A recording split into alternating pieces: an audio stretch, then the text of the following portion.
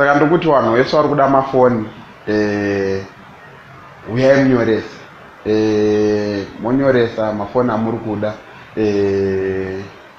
hatisi kudaita zvatakazoita last time zvekuti masini anowanika and then vanhu vozoshayikwa vanenge vachida masini ndikutaura kuti ngonyoresai mi munoziva kuti mafoni atinowana isusu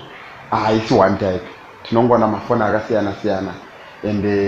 hatizotaure kuti tawana mafoni api tinongowana akasiyana saka mangwana ndiri kwaDavido vari kuti vada mafoni chitoisai mameseji izvezvi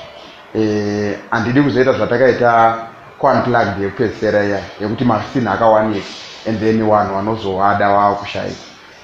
tinongoti tinowana ese kubva paiPhone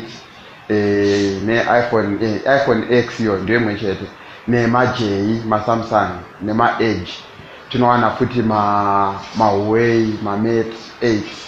vanhu vacho vanenge vadhakwa saka hapana zvatingaita hatingasiye magadget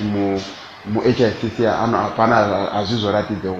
saka tingoti handisi kuenda ndega this time ndokuenda namupana wangu mupofu naYG tiri 2 tiri 3 tikuti uyai munyorese mafoni ari kubuda zveshuwa maiPhone X wayo anenge achingoita ma8 maJ Prime ma30 maGTEL ma15 mamwe acho ma20